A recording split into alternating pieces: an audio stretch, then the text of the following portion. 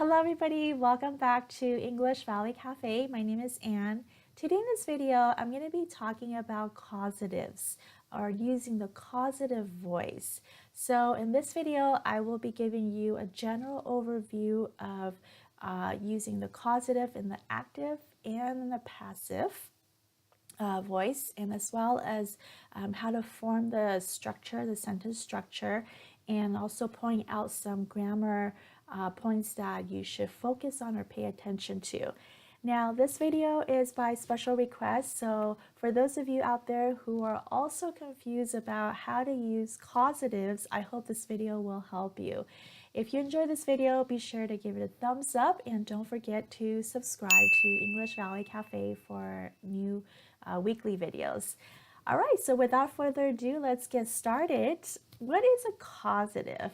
So when you use a causative, you're talking about having someone do something. First, let's talk about how do we form the sentence structure. First, we usually start with the subject, then followed by the causative verb, and then by the agent. So that's the person that's doing the action for somebody, and then by the verb. Now here for the verb, it's always going to be in the base form with the exception of the get causative verb. And you will see that in the example later on. Next, it's going to be followed by the object, So this is the sentence structure pattern that we use when we want to form the sentence. Now in this video, I'm going to be focusing on 4 verbs. There are a few other causative verbs, but I'm going to focus on these 4 verbs because these are the most common verbs that we use in the causatives. First, let's take a look at the causative verb get. Tanya got her husband to take the kids to the ball game. So here, Tanya is persuading her husband to take the kids to the ball game. Maybe because she's tired, or maybe she just doesn't enjoy ball games, so she doesn't want to go. So she got her husband to take the kids to the ball game. Now, notice here that my causative verb here is get. And I'm changing the tenses for the causative verb. So I use got when I'm talking about the past tense. And for the verb in this sentence, I'm using the infinitive form, not the base form, but the infinitive. So I said to take the kids.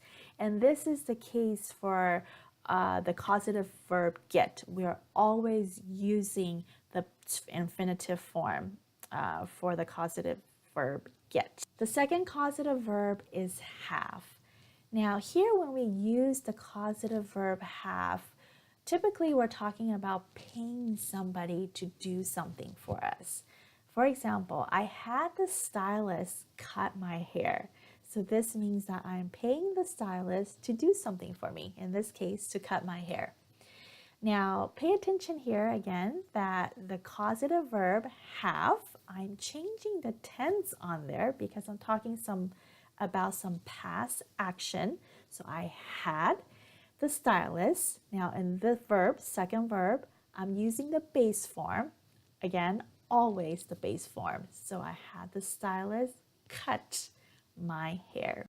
The next verb is make. Now, when we use the causative verb make, we are forcing somebody to do something for us. For example, Jasper made her sister wash his car. So Jasper doesn't want to wash his car. Maybe he's kind of lazy. So again here, the causative verb, I can change the tense for it.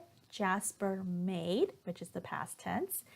His sister wash, the second verb, again, always in the base form, wash his car. And the next causative verb is let. Now, when we use this verb, we are giving permission to somebody to do something. So for example, he let a stranger use his phone. So here he's giving permission, he's allowing somebody that he doesn't know, a stranger, to use his phone. And again, here, pay attention to the base form of the verb use. All right, so we don't change that verb. It's always in the base form. So these examples that we just talked about are what we call the active causative, which means that we are having somebody do something for us. Now let's take a look at the passive causative. And here I'm just going to talk about two verbs that we just talked about, but it can also be used in the passive causative, and that is have and get. Now let's take a look at how do we form the passive causative. So start again by subject, then followed by the causative verb, then by the object this time, and then by the verb, and this time the verb is in the past participle form. And usually here we don't mention the agent. It's kind of like the agent is understood. Who is doing this thing for us is understood. Or it's not important. That's not really what we want to emphasize in our sentence, so we don't mention it. We don't talk about it. So for example, let's take a look at the verb have. So here I had my kitchen faucet fixed. So here, notice that it's in the passive causative, and I don't mention who is fixing my faucet, because when we use the passive causative, usually we want to emphasize the action more than who's doing it. In this case, it's not important for people to know who did it. I just want to let people know I had my kitchen faucet fixed. So you'll notice that using the passive causative, usually we don't mention the agent, unlike the active causative, right? So here we don't mention the agent. Who's doing something for us is usually omitted. We don't talk about it. The other example is the verb get. So I got my car fixed. I got my car fixed. So again here, notice that I'm not mentioning who fixed my car. It's kind of understood the mechanics fixed the car. So I don't need to mention it. And also, that's not really important. I just want to let them know that I got my car fixed. That's the most important thing. Just a few grammar points to keep in mind when you're talking about the passive causative. First, you can always change the verb tenses for the causative verbs, but for the second verb that's in the sentence, we're always going to use the past participle form. And lastly, the agent, the person or the thing that is doing something, usually is not mentioned or not talked about in a passive causative. All right, so these are the causatives. Phew, that was a lot to take in, wasn't it?